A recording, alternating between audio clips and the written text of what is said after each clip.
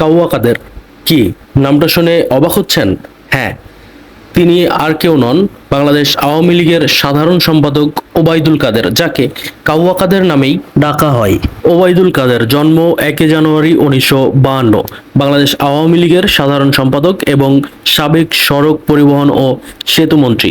নোয়াখালী 5 আসন থেকে তিনি আওয়ামী লীগের প্রার্থী হিসেবে সপ্তম, নবম, দশম, একাদশ এবং দ্বাদশ জাতীয় সংসদ নির্বাচনে জয়লাভ করেন। শেখ হাসিনার প্রথম মন্ত্রিসভায় তিনি যুব, ক্রীড়া ও সংস্কৃতি বিষয়ক প্রতিমন্ত্রী ছিলেন। 2011 সালের ডিসেম্বর থেকে 2024 সালের 6 আগস্ট পর্যন্ত তিনি সড়ক পরিবহন ও সেতু মন্ত্রী হিসাবে দায়িত্ব পালন করেছেন। 2016 সালের 23 অক্টোবর বাংলাদেশ আওয়ামী লীগের 20তম সম্মেলনে তিনি সাধারণ সম্পাদক নির্বাচিত হন। পরবর্তীতে 2019 সালের 21তম সম্মেলনেও তিনি পুনরায় সাধারণ সম্পাদক নির্বাচিত হন। 2022 সালের 24 ডিসেম্বর 22তম সম্মেলনেও তিনি টানা তৃতীয়বারের মতো নির্বাচিত হন। তিনি রাজনীতির পাশাপাশি দৈনিক বাংলার বাণী পত্রিকার সহকারী সম্পাদকও ছিলেন। 2024 সালে অসহযোগ আন্দোলনের পর রাষ্ট্রপতি মোহাম্মদ শাহাবুদ্দিন জাতীয় সংসদ বিলুপ্ত করলে তিনি সংসদ সদস্য পদ হারান। তবে সমালোচনা আছে যে তিনি ফ্যাসিস্ট হাসিনা সরকারের আমলে নির্বাচনে ব্যাপক কারচুপি করেছেন। এরপর ছাত্র জনতার আন্দোলনের ফলে হাসিনার পতন গত 5 আগস্ট হয় ও কাদের গং প্রাণের ভয়ে এখনো লুকিয়ে বেড়াচ্ছেন বা অনেকেই ধারণা করছেন তিনি ইতিমধ্যে দেশ ত্যাগ করেছেন। 2001 সালের 8ম জাতীয় সংসদ নির্বাচনে তিনি পরাজিত হন।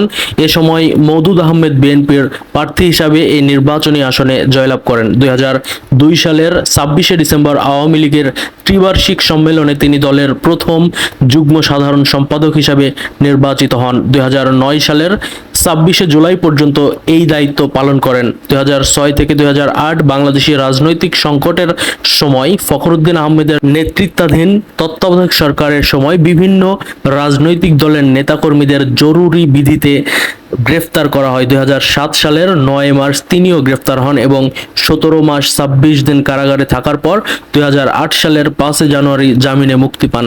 কারাগারে থাকাকালে কারা জীবনের বর্ণনা দিয়ে অনুস্মৃতি, যে কথা বলা হয়নি নামে একটি গ্রন্থও তিনি রচনা করেন।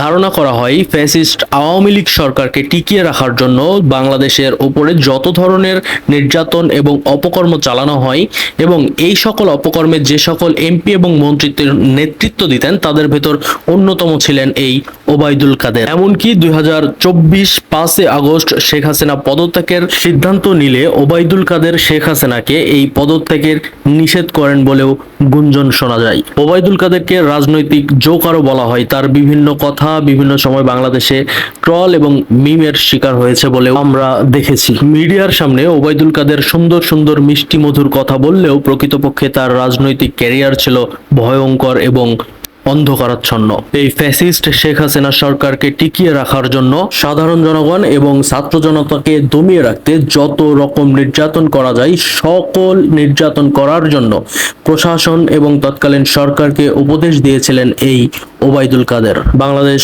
আওয়ামী লীগের রাজনীতি এবং ওবায়দুল কাদেরের রাজনৈতিক ক্যারিয়ার, রাজনৈতিক জীবন বাংলাদেশের রাজনৈতিক ইতিহাসে একটি জঘন্যতম ইতিহাস হয়ে থাকবে বলে ধারণা করা হয়। এই ওবায়দুল কাদের ছিল একজন ভারত প্রেমী ভারতীয় এজেন্ট, যিনি বাংলাদেশের স্বার্থের বিরুদ্ধে দীর্ঘদিন কাজ করে গেছেন।